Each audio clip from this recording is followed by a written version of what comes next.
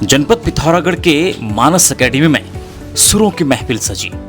अवसर था एक विशेष म्यूजिकल वर्कशॉप का, जहां प्रसिद्ध संगीतकार प्रभात लाल शाह गंगोला ने विद्यार्थियों को संगीत की बारीकियों से रूबरू करवाया। इस खास कार्यक्रम के दौरान स्कूल के चेयरमैन डॉक्टर अशोक कुमार पंत ने प्रभात लाल के संगीत के सफर और उनके अनुभवों पर एक खास चर्चा की। आखिर क्या रही इस बातचीत की मुख्य बातें, आइए सुनते हैं। आज हमारे जेबी मेमोरियल मानस एकेडमी में हमारे प्रख्यात गायक, रंगकर्मी और संस्कृति संरक्षक श्री प्रभात लाल शाह गंगोला जी नैनीताल से हमारे बीच आए हैं और एक कार्यशाला आज यहाँ पर आयोजित की जा रही है, जिसका शीर्षक है इमर्जिंग म्यूजिशियंस विद प्रभात लाल शाह। और इस कार्यशाला में आज बच्चों को टिप्स देने के लिए शाह जी आप यहाँ पहुँचे हैं। तो मानस ग्रुप ऑफ इंस्टीट्यूशंस की ओर से, मानस कॉलेज की ओर से और मानस एकेडमी की ओर से आप सबका यहाँ पर हार्दिक स्वागत और अभिनंदन करता हूँ। और पिथौरागढ़ में पहली बार इस तरह की अपनी कार्यशाला हो रही है, यहाँ पर संगीत को लेकर के ऐसी चर्चाएँ तो बहुत होती हैं, लेकिन संगीत की बारीकियों को कैसे बच्चों को समझाया जाए, इस पर बात करने के लिए आप इतनी दूर से यहाँ पर आए हैं। निश्चित रूप से आपका बहुत बहुत धन्यवाद। तो मैं आपके सामने कुछ बातें शेयर करना चाहता हूँ कि आप अभी संगीत की यात्रा में इतना आगे गए हैं और एक अल्मोड़ा जैसी छोटी सी जगह से चल कर के आप मुंबई माया नगरी में गए और एक लंबी संगीत की यात्रा में और रंगकर्मी के रूप में आपने मुकाम हासिल किए। एचएमबी में आप काफ़ी अच्छी पोजीशंस में आप रहे, जिसको आज के सारेगामा कहते हैं। और अपनी पढ़ाई के साथ साथ आपने अपनी जो पैशन था आपका म्यूज़िक, इसको आगे बढ़ाया और आप आज यहाँ तक पहुँचे कि आज प्रभात लाल शाह जो है एक जाना पहचाना नाम है। और हर महफ़िल में अगर जहाँ पर ही प्रभात लाल शाह होते हैं तो उस महफ़िल की बात ही कुछ और हो जाती है। और विशेष रूप से आपने जड़ों को सींचने के लिए वापस आ कर के जो कुमाऊनी होली के में जो नए मॉडिफिकेशंस किए और फिर से एक नया स्वरूप दिया है, तो निश्चित रूप से आपकी जितनी भी प्रशंसा की जाए वो कम है।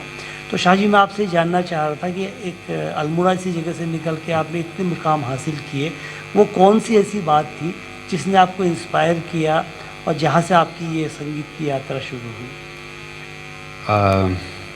पंत जी, सबसे पहले तो मैं JB memorial Manas group of institutions को बहुत बहुत धन्यवाद दूंगा कि आपने इसी योग्य मुझे समझा कि मैं आकर के बच्चों के साथ यहाँ समय बिता सकूँ, उनसे अपनी सारी चीज़ें शेयर कर सकूँ एटलीस्ट। हम लोग अक्सर ये बात सोचते हैं कि संगीत और साहित्य और ये सब कुछ बहुत हाई फाई चीज़ें होंगी, बहुत ऊंचे स्तर पर इस पर विचार किया गया होगा, वो सब किया गया होगा। जबकि मुझे लगता है कि संगीत को सुनना और गुनना दो चीज़ें ऐसी हैं कि जिसने ये दो चीज़ें अच्छी तरह से कर ली, मुझे लगता है कि वो एक सच्चा साधक हो सकता है। इंस्पिरेशन की जहाँ तक बात है कि संगीत की तरफ इंक्लिनेशन कैसे हुआ, या इस जगह पर अल्मोड़ा जैसी जगह पर बैठ करके ये सब सोच पाना वाकई मुश्किल तो था, लेकिन उस ज़माने में मैं आपसे लिटरली 1960 के दशक की बात कर रहा हूँ और 60 और 70 के दशक में तो बहुत ज़्यादा एंटरटेनमेंट का कुछ साधन हमारे क्षेत्र में तो कुछ था नहीं। मुझे लगता है कि उस टाइम पे एक रेडियो एक ऐसा साधन था, कोई माध्यम था और उसमें संगीत के अखिल भारतीय कार्यक्रम और ये सब आया करते थे। और मेरे पिताजी अक्सर उनको सुना करते थे। पिताजी भी शौकीन थे? पिताजी ये सुनने के बहुत अच्छे शौकीन थे। चूँकि मैं बिज़नेस फैमिली को बिलोंग करता हूँ तो उन लोगों को इतना समय तो होता नहीं था। लेकिन हाँ, मेरे ननिहाल की तरफ से मेरे मामा गाते थे, 2 मामा मेरे गाते थे। और हो सकता है कि ब्लड में वो हाँ, वहाँ से हेरिडिटी डीएनए में वहाँ आया, से हेरिडिटी में कहीं से तो आया, कहीं माँ ना की कहीं, तरफ से या मैटरनल या पिताजी पैटर्नल कहीं से भी आया, एक जगह से आया होना चाहिए, ये मेरा सोचना है। तो उनको गाते हुए देख करके, और शुरुआत चूँकि हम ऐसे इलाके में हैं जहाँ पर साल के 6 महीने होली चलती है और साल के 6 महीने रामलीला चलती थी, और उसके अलावा इंटरटेनमेंट के नाम पे कुछ नहीं था, बहुत ज़्यादा चीज़ें नहीं थी। तो संगीत का शौक़ तो वो जो मैंने आपको बताया कि ऑल इंडिया रेडियो के जो नेशनल प्रोग्राम्स आते थे उसमें वो अच्छे अच्छे गायक, तो वो पिताजी फयाज़ खान साहब को सुनते थे, तो इनिशियली तो ये लगता था कि बिना वो का चल गीतमाला रहा, बिना आती का थी, गीतमाला, हाँ, तो वो हाँ, उसमें कुछ फिल्म संगीत आपकी होता था। बातों से याद आ रही है हाँ, बिना का गीतमाला की। और उसके बाद वहाँ से संगीत के प्रति एक आकर्षण तो हुआ कि एटलीस्ट ये तो मैं पता करूँ कि आखिर ये वॉइस की इतनी ट्रेंड वॉइस कैसे प्रोड्यूस होती है। तो वो एक उत्कंठा जो थी एक बाल मन में, तो वहाँ से वो पनपना शुरू किया। तो उसके बाद फिर जब मामा लोगों को महफिलों में गाते हुए देखा, और बेसिकली होलियाँ गाते थे वो, रामलीलाओं में पार्टिसिपेट करते थे, तो उनको महफिलों में गाते हुए देख करके लगता था कि हाँ, हमें भी कुछ इसकी तरफ सोचना चाहिए कि आखिर ये गा क्या रहे हैं। तो साहित्य की तरफ मेरा बहुत रुझान था। मुझे पढ़ना बहुत अच्छा लगता था, अच्छे साहित्य को पढ़ना हमेशा अच्छा रहा। जब तक सीखने की उम्र तक ये हुआ कि जितना मैं मैक्सिमम पढ़ सकूं लोगों को, तो उतने कम्प्लेक्शंस, उतने विचार मेरे जहन में आते रहेंगे, और उनको मैं चाहे पेंटिंग करूँगा या मैं चाहे संगीत करूँगा, तो उस विधा में फिर उसको मैं एग्जीक्यूट करूँगा, ये मेरी मंशा रहती थी। तो उनको देखा देखी जाना शुरू किया। शुरू में इनिशियली घर से भाग के सीखते थे, होलियों की बैठकों में जाते थे। तब तो मोहल्ले में हर घर में ऑलमोस्ट अल्मोड़ा तो वैसे भी सांस्कृतिक नगरी है, वहाँ तो होली का तो वहाँ लोगों के घर में जाना होता था। 2-4 क्लब्स थे, एक यूनियन क्लब था मेरे घर के बगल में। तो अल्मोड़ा की अगर आप वहाँ के आर्किटेक्चर को देखेंगे तो वहाँ के मकान जो हैं छतें मिली हुई है। तो अपने घर की छत से निकल करके, दनियारी बोलते हैं ना उसको, दनियारी में निकल करके एक पाक बटी दुहर पाक और वहाँ से निकलते यूनियन क्लब के छत पे पहुँचे और वहाँ से नीचे उतरे। वहाँ लोग इंतज़ार कर रहे होते थे, जब बड़े बुजुर्ग भी थे उसमें, बच्चे भी हमारी उम्र के भी थे। उन लोगों के साथ बैठ कर के गाना बजाना शुरू हुआ। कभी आड़ा गाया, कभी तिरछा गाया, कभी गलत गाया, कभी सही गाया। तो वो सारी चीज़ें धीरे धीरे डेवलप होती गई। तो उसने एक उमंग पैदा की, और संगीत के प्रति एक इच्छा ये हुई कि जब अच्छा आपको गाना है तो आपको अच्छा सुनना बहुत ज़रूरी है। और हम लोग इतने फॉर्चुनेट रहे, इतने भाग्यशाली लोग हैं हमारी जनरेशन, कि हम लोगों ने ऐसी जनरेशन को देखा जिन्होंने, जो सच्चे साधक थे, जिन लोगों ने बगैर किसी राग द्वेष की, बगैर किसी मॉनिटरी फ़ायदे को ध्यान में रख करके हुए उन्होंने साधना की, संगीत को आध्यात्म के रूप में लिया। बिल्कुल। और उस आध्यात्म को सुनने का, और उसको गुण तो हम नहीं सकते, हमारी इतनी हैसियत नहीं है, लेकिन उसको सुनने का एटलीस्ट हमको मौका मिला। तो शायद कहीं ना कहीं बाल मन में वो अंदर घर कर गई। धीरे धीरे फिर इसको सीखा कहाँ जाए, अल्मोड़ा जैसे शहर में, क्योंकि बहुत ज़्यादा क्लासिकल म्यूज़िक के प्रति बहुत लोग नहीं थे वहाँ पर, सिखाने वाले बहुत लोग नहीं थे। तो कैसे उसको शुरुआत की जाए, तो फॉर्चुनेट रहा, मैं भाग्यशाली हूँ कि अच्छे गुरु लोग हमेशा मिले मेरे पूरी यात्रा में। आज तक अच्छे ही गुरु मिलते रहे, और अच्छा, आगे भी आप इस तरह से प्रोग्रेस करते रहेंगे। हाँ, लेकिन एक बात बड़ी आपने महत्वपूर्ण कही ना, जैसे सामान्य रूप से लोग कहते हैं ना, संगीतज्ञ की बात लगाई जाती है, जो साहित्यकार होते हैं, तो लोग साहित्य को, संगीत को, सुनने को और गाने को अलग अलग देखते हैं।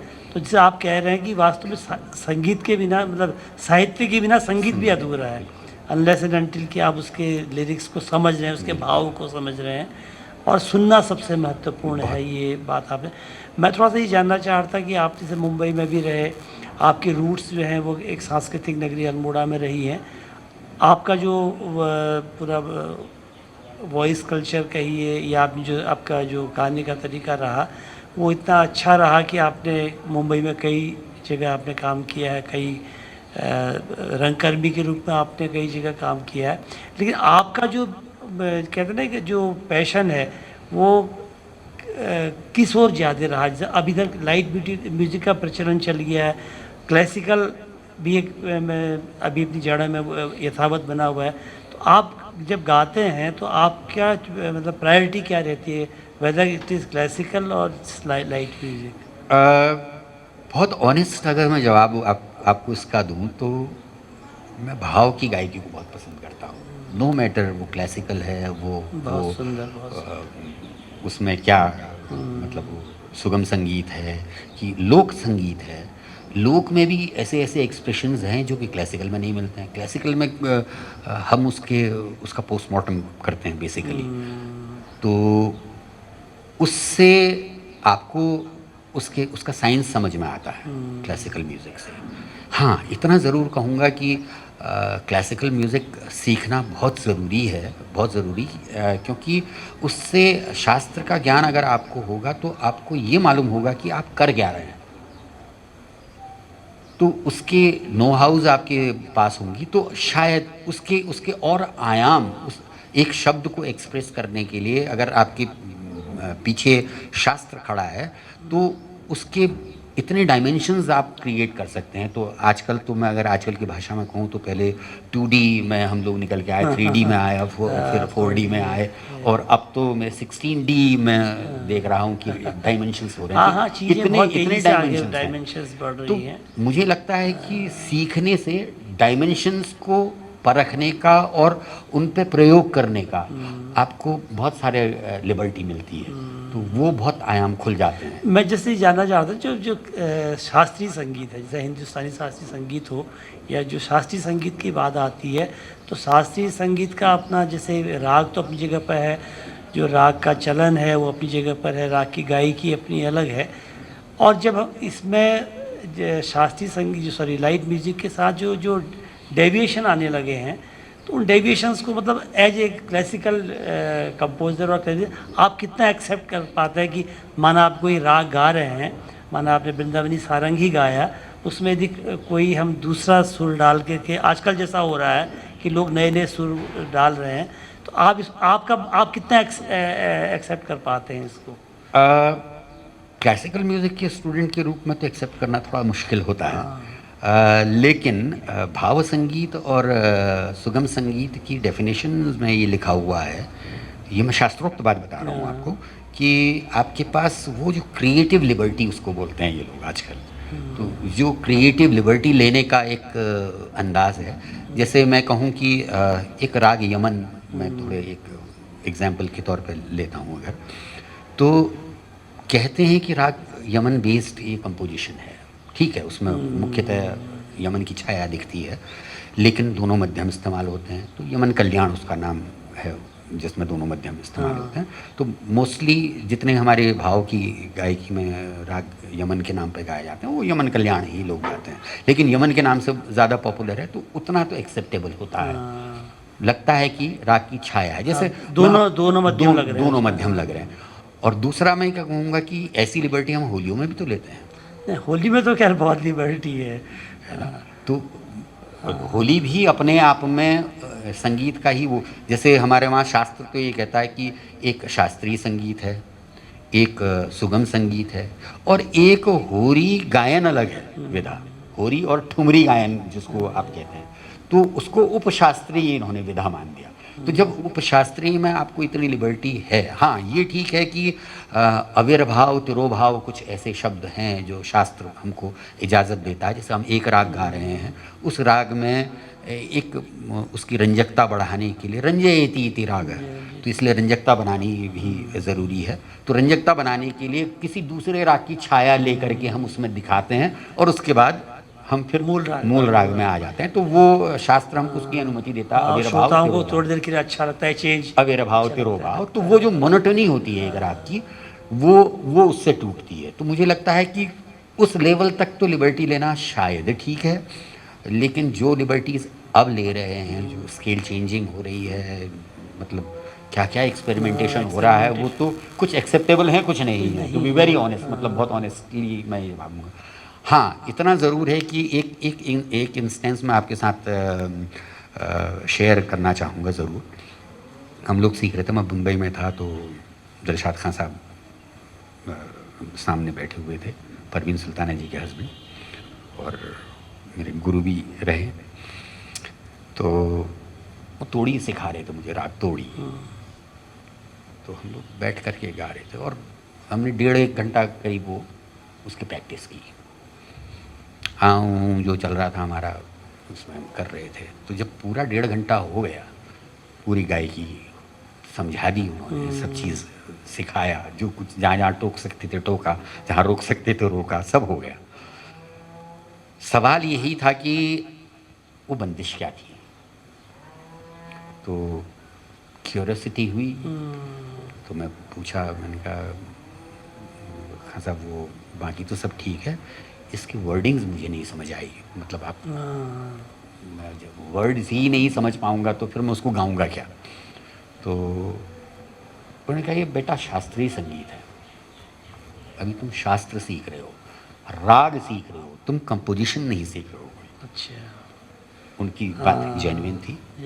तो उन्होंने जो मुझे बंदिश सिखाई थी, उसके बोल थे, जब भैंस छत से गिर जाती है तो मर जाती है। अच्छा। ठीक है। और ये हम राग तोड़ी में गा रहे थे, 1.5 घंटा हमने गाया इसको। ठीक है। और वो शब्द मेरे को समझ, छत से गिर जाती है तो मर जाती है। अब ये तुम डिसाइड, खान साहब ने मुझसे सीधे कहा, ये तुम डिसाइड करो कि भैंस छत पर चढ़ी कैसे, क्यों गिरी, कैसे गिरी, और भैंस ही क्यों थी, वो गाय क्यों नहीं थी।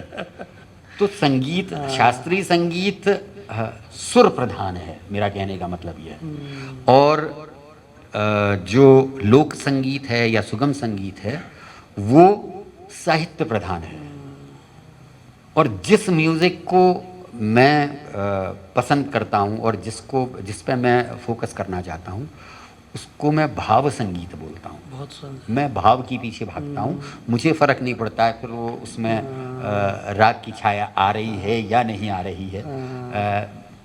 हो सकता है कि कुछ लोगों को इस बात पर एतराज़ भी हो, लेकिन मेरे मन, जो मेरी मनोभावनाएं हैं या एक राइटर की मनोभावना है, उसने जिस इमोशन से उस शब्द की रचना की है, उस इमोशन को मैं किस राग की किस सुर से डिपिक्ट कर सकता हूँ और उसको ऑडियंस तक पहुँचा सकता हूँ, वो मेरे ख्याल में, मुझे लगता है कि साहित्य के साथ सही जस्टिस होगा।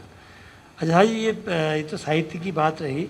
अब हम लोग जैसे कुमाऊँ से जुड़े हुए हैं, और जैसे ठुमरी गायन का तो प्रचलन है ही, और थोड़ा सा मतलब ताल में 2 मात्रा के डिफरेंस के बाद हम लोग जो कुमाऊनी का जो होली का प्रचलन है, और हमारी ये धरोहर है यहाँ की, तो जो कुमाऊनी बैठकी होली, जिसको मतलब बैठकी होली की बात कर रहा हूँ, तो बैठकी होली बेसिकली ये अलग अलग रागों पर ही आधारित है। उसी राग में और शास्त्रीय गायन भी होता है, ठुमरी भी गाई जाती हैं, और ठुमरी के बाद हमारी जो कुमाऊनी होली है उसका एक अलग शैली है, वो यूनिक है, वो उसकी दूसरी जगह कहीं उदाहरण नहीं, मिसाल नहीं है। तो जो कुमाऊनी होली है, अभी आपका जहाँ भी आप जाते हैं तो कुमाऊनी होली पर अभी पहले पंडित तारा प्रसाद पांडे जी का नाम आता था कि कुमाऊनी बैठकी होली को आगे लाने में उसका जो मॉडिफिकेशन किया, तो तारा प्रसाद पांडे जी का नाम बड़ा महत्वपूर्ण रहा। और अभी मैं देख रहा हूँ कि इतने सालों की यात्रा के बाद होली गायकी तो चली रही थी, हम लोग बचपन से होली सुन रहे हैं, सब कंठस्थ हैं होलियाँ, लेकिन अभी पिछले कुछ वर्षों से आपने होली में जिस तरह से एंट्री की है और जिस तरह से उसको कंपोज कर, मतलब आप लिख भी रहे हैं, कंपोज भी कर रहे हैं, मॉड्यूलेशन भी दे रहे हैं, और होली को कैसे गाया जा सकता है, किस तरह से प्रस्तुतियाँ अच्छी हो सकती हैं। तो इस समय मतलब आप जो है कुमाऊँ की होली की शान के रूप में हैं। तो तारा प्रसाद पांडे जी के बाद अगर अब कुमाऊँ की अरे होली में नहीं, नाम आता है तो नहीं, आपका ही आता ये है। बहुत हम बड़ी देखते हैं बात जहाँ है। भी होली की नहीं, बैठक होती है, किसी बैठक में ऐसा नहीं होता जहाँ की प्रभात लाल साजी लाला जी कहते हैं कि लाला का नाम ना आए। निकनेम लाला है। हाँ, तो लाला जो है उनका नाम आता है। तो कुमाऊनी बैठक की होली में जो अभी वर्तमान स्वरूप है, तो इसके बारे में मतलब आप कुछ कहना चाहेंगे जो चल रही है अभी? ज़रूर। पहले तो मैं ये ज़रूर ज़िक्र करना चाहूँगा कि जो जो नाम आपने लिए हैं, जो दिग्गज लोग थे, वो लैंडमार्क्स थे होली गायकी में। तो मैं ये कहता हूँ कि कोई भी परंपरा है, ये हमारी एक बड़ी समृद्ध परंपरा है होली गायकी की, तो कोई भी परंपरा है उसमें जब तक इलास्टिसिटी नहीं होगी तब तक वो सर्वाइव नहीं करेगी। अब आप देखिए कि जो रिजिडनेस अगर हम पैदा करना शुरू कर देंगे उन चीज़ों पे, तो वो कितनी बार हम एक ही होली को कितने बार गाएंगे, और कई दफ़ा तो इतना प्रिडिक्टेबल हो जाता है कि अच्छा वो आ रहा गाने, वो तो वो ही गाएगा। उसके ऊपर एक पहले से पता टाइप है पहले से मालूम कि ये होता है कि ये काफ़ी आएगा, काफ़ी गाएगा, बैठेगा काफ़ी में और ये गाना गाएगा, ये होली है ना। गाएगा। तो ये इस मिथ को मुझे तोड़ने की बड़ी तमन्ना थी बचपन से। मुझे ही लगता था कि जितनी इलास्टिसिटी इसमें है और जितने डायमेंशंस, जो मैं बात कर रहा हूँ बार बार, जितने डायमेंशंस मुझे होलियों की कविताओं में दिखते हैं, वो चाहे साहित्यिक रूप से देखिए या सांगीतिक रूप से देखिए, वो सारे के सारे आप देखेंगे तो असीमित हैं, असीमित हैं। तो उनको एक्सप्लोर क्यों नहीं किया गया? दो वजह हो सकती है कि या तो मुझ में ज्ञान नहीं है और या मेरी मंशा नहीं है, और तीसरी एक डायमेंशन और खुल के आता है कि आप उस रिजिडनेस को बरकरार रखना चाहते हैं, उतना ही रिजिड आप अपना ही वर्चस्व रखना चाहते हैं। वर्चस्व रखना चाहते हैं। होली एक ऐसा एक सामाजिक पर्व है, उसकी सामाजिकता को देखते हुए तो उसकी गायन शैली इतनी सामाजिक क्यों नहीं होनी चाहिए? बिल्कुल। उसको अब मेरे लिए डिफ़िकल्टी सबसे बड़ी ये आई, ये शुरुआत कहाँ से हुई, मैं इसको थोड़ा सा एक्सप्लेन करूँगा। कि जब मैं बम्बई में HMV में काम कर रहा था, तो गोयनका साहब ने मुझसे कहा कि अब पता नहीं उन तक ये बात कहाँ से पहुँची कि तुम्हारे वहाँ होलियाँ बहुत अच्छी होती हैं। तो मैंने अच्छा। उनको एक्सप्लेन किया कि यहाँ साहब 6 महीने की होली होती है हमारे वहाँ तो हम तो मतलब आधी ज़िंदगी होली में निकालते हैं, आधा साल होली में निकालते हैं, आधा साल रामलीला में निकालते हैं। और होली और रामलीलाएँ इंटरकनेक्टेड है, हाँ, बिल्कुल। बहुत सारे कोई राग राग रागिनी वही है, है, हाँ। ऑलमोस्ट पैटर्न भी वही है, पैटर्न भी है। ठीक है, ठेके भी वही है, उसके चलन भी वही है। तो होती हैं हमारे वहाँ, ऐसे लोग गाते, तो उसको रिकॉर्ड क्यों नहीं कर सकते हैं? उन्होंने पूछा। तो मैंने कहा साहब मेरी इच्छा तो है, और तो ओके गो अहेड। अब उनकी तरफ से साइन मिल गया, क्या रिकॉर्ड करूं मैं, क्योंकि मैं तो यमन माज नाम के राग को श्याम कल्याण के नाम से बेच रहा हूं, ठीक है, कोई राग मेरे ठौर ठिकाने पे नहीं है, और मैंने उसको कहा कि मैं राग पे आधारित, और मुझे इंटरनेशनल लेवल पे उसको लॉन्च करना है। करना है। तो मेरी तरफ से, और मेरे जो कैसेट में बना रहा हूँ, जो मैं रिकॉर्डिंग्स कर रहा हूँ, उसका रिव्यू लिखना है। मोहन नाडकर्णी जी एक क्रिटिक हुआ करते थे, बहुत बड़े लीजेंडरी क्रिटिक, म्यूज़िक के ही बारे में लिखते थे। अब जो व्यक्ति पंडित भीमसेन जोशी के गायकी में मीनमेख निकाल रहा हो, हाँ, उसके सामने मैं अपने वहाँ का राग रखूँ, और ये मेरे वहाँ तो ये राग जो है ये विहाग है। ये आ गया। तो उन्होंने पहला सवाल किया कि विहाग में दोनों निषाद लगाते हो तुम लोग? अच्छा, हाँ। बड़ा जेन्युइन सा सवाल था। सवाल था। मैंने कहा साहब लगाते ही हैं। फिर अच्छा, तो फिर वो उसको खमाज से कैसे अलग करते हो? तो मैंने कहा साहब ये तो बड़ा जेन्युइन क्वेश्चन है, लेकिन ऐसे ही है, तो अब हम क्या कर सकते हैं, ट्रेडिशन है। तो उनका ट्रेडिशन को हम ऐसे ही नहीं जाने दिया जा सकता है। किसी भी ट्रेडिशन को आपको जस्टिफाई करना पड़ेगा अगर आप इस लेवल पे लॉन्च कर रहे हैं। अगर मैं उनसे कहूँ कि यमन राग पे बेस्ड एक कंपोजिशन मैं आप तक पहुंचा रहा हूँ इस होली के माध्यम से, तो यमन की छाया दिखनी चाहिए। तो जेन्युइन बात लगी, तो मैंने कहा साहब इनमें आप ऐसा कर दीजिए कि परंपरागत कंपोजिशन ले लीजिए। इसमें सबसे अच्छा। आसान तरीका होता है कि बीच का रास्ता हाँ, बीच निकाला का रास्ता, तो ये परंपरागत है साहब, ये हमारे वहाँ ऐसे ही गाते हैं और ये हमारे वहाँ का फोक है। तो होली को मैंने पहली बार ये मानना शुरू किया उस इंसिडेंट के बाद कि होली जो है वो शास्त्रीयता और लोक के बीच का एक ऐसा ब्रिज है जो आदमी को शास्त्रीय संगीत सीखने के लिए एटलीस्ट प्रेरित तो करती है। पहली शर्त यह है। दूसरा, साहित्य के प्रति एक कंपोजर को जागरूक करने की कोशिश करती है। ठीक है, ये दीगर बात है कि कितने लोग उसको समझ के गाते हैं, कितने, ये हमारा अपना सब्जेक्ट हो सकता है, लोकल सब्जेक्ट हो सकता है, लेकिन इंटरनेशनल लेवल पे अगर मैं लॉन्च कर रहा हूँ तो जब आप उसका इनले कार्ड पढ़ेंगे तो बहुत सुंदर उन्होंने उसका डिस्क्रिप्शन होली का लिखा है और उसके बाद उन्होंने उन चीज़ों को एक्सप्लेन किया। ये भावना लेकर के मैं बम्बई से अल्मोड़ा तक तो आ गया। अब मैं था वो जो मैं होता है वो पनपा, क्योंकि इंसान हूँ तो शायद थोड़े समय के लिए, लेकिन पनपा, मैं उसको ऑनेस्टली एक्सेप्ट भी करता हूँ। लेकिन वो टूटा मेरा, और उसको तोड़ने वाला फिर मेरा ही शहर अल्मोड़ा और नैनीताल और पिथौरागढ़ और ये सब मेरा इलाका कुमाऊँ। हाँ, इससे पहले एक जिक्र और करूँगा कि अन्नपूर्णा माँ के पास मुझे जाने का मौका मिला। इतना बड़ा नाम, शायद मतलब ज़ुबान पर आने में भी बहुत वज़न महसूस होता है कि शायद हम लोग इस योग्य नहीं उस नाम को ले भी सकें। या मेहर के बाबा हैं वो, उनके पिताजी, या पंडित रविशंकर जी हैं, तो इन लोगों का सानिध्य भी मिला। तो पंडित जी ने मुझे बताया कि जब हम लोग 40s में, 30s एंड और 40s में उदय शंकर नाट्य अकेडमी में अल्मोड़ा में थे, तो उस टाइम पे हम लोगों ने वहाँ की होलियाँ वगैरह सुनी। बड़ा इंटरेस्टिंग सब्जेक्ट था मेरे लिए। तो होली का नाम सुन के तो मेरे पंख खड़े हो गए। तो मैं बैठ गया उनके पास। वो मतलब उनका एक डालास में कॉन्सर्ट हुआ था, तो उसको मेरे को एडिट करना था, उसके लिए हमारी मीटिंग हो रही थी और ताज में हम बैठे हुए थे मुंबई में।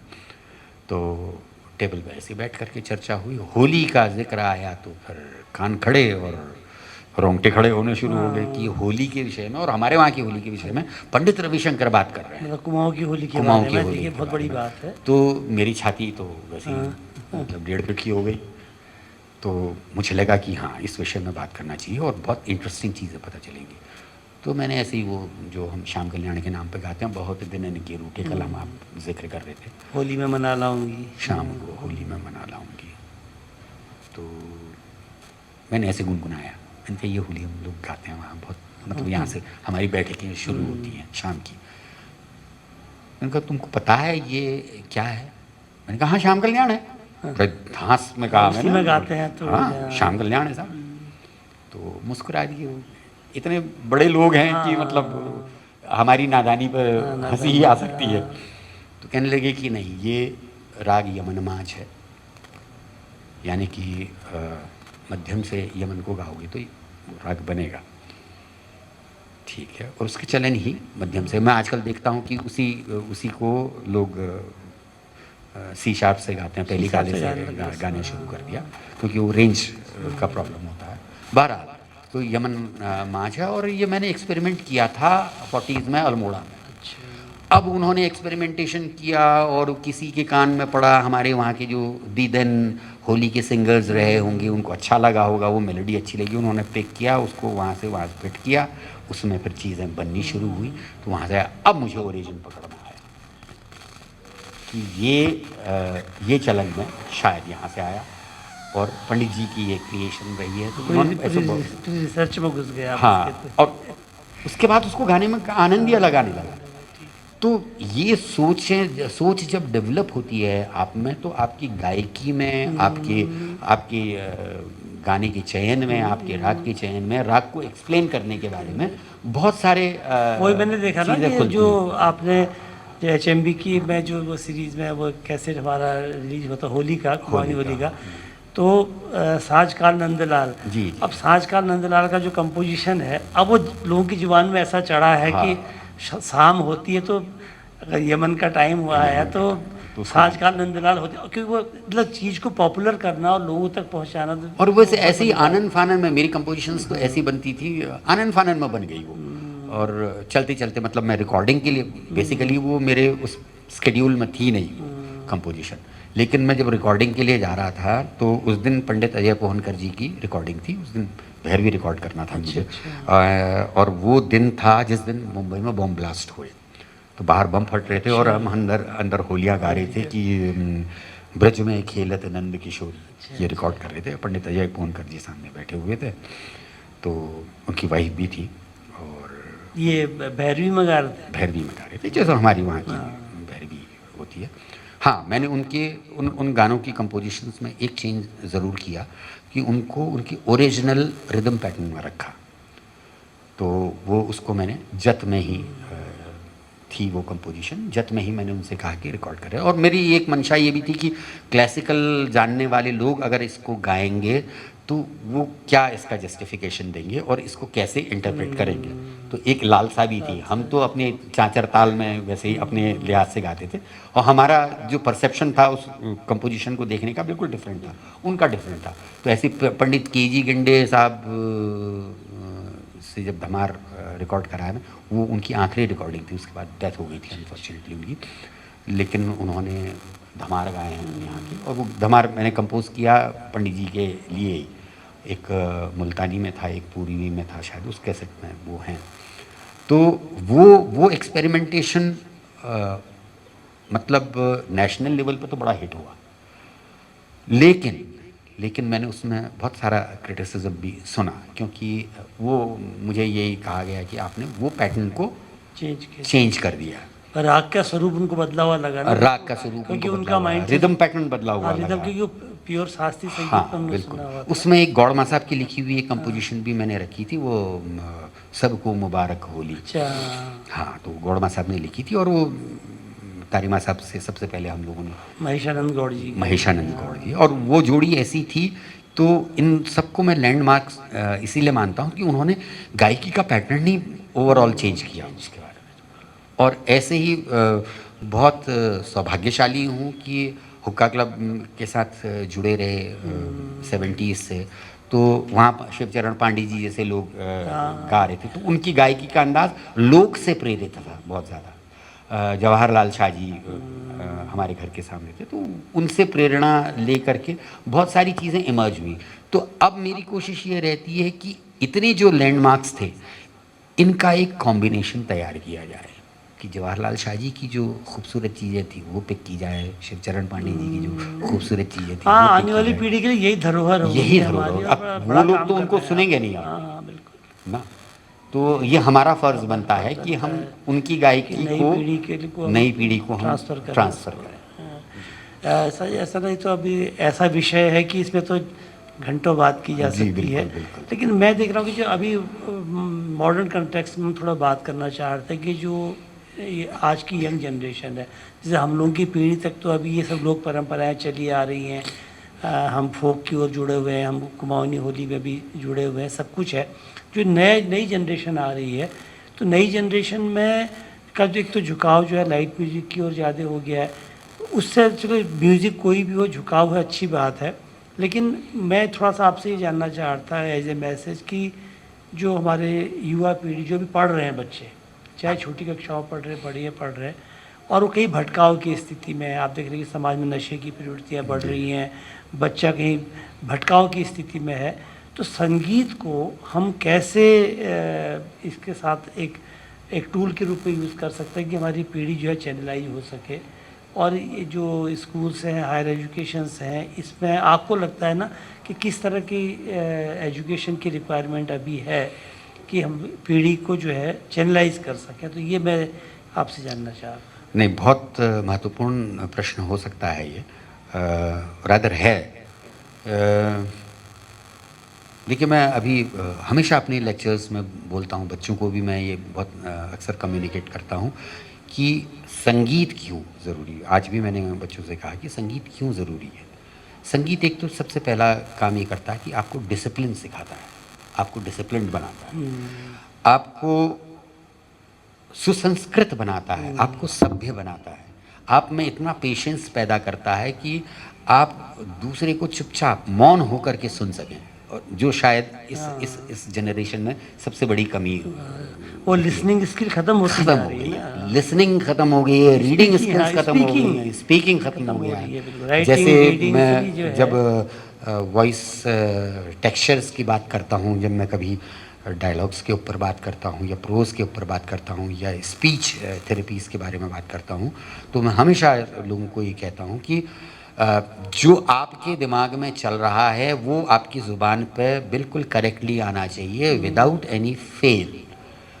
उसके बीच में कोई गैप नहीं होना चाहिए। आई मीन यू नो, मेरा मतलब, ये कुछ ऐसे शब्द हैं जिनका आप कम से कम इस्तेमाल करें तो उससे क्लैरिटी आपके जहन की बरकरार रहती है, और शब्दों का जो चयन होता है वो बहुत सुंदर बन के आता है। तो ये संगीत आपको सिखाता है, ये साहित्य आपको सिखाता है। तो जो भी बच्चे इस तरफ को जाएंगे डेफिनेटली वो डिसिप्लिन्ड होंगे तो इन व्याधियों की तरफ मुझे लगता है कि थोड़ा सा बचाव कर सकते हैं। सारे जितने भी एकेडमिक इंस्टीट्यूशंस हैं, तो मेरी तो इतनी ही गुजारिश रहती है कि अपने अपने अपने इंस्टीट्यूशंस में फोक म्यूज़िक, फोक आर्ट, लोक को जोड़ें, संगीत को जोड़ें, ज़रूर जोड़ें, और एज सब्जेक्ट उसको इंट्रोड्यूस करें।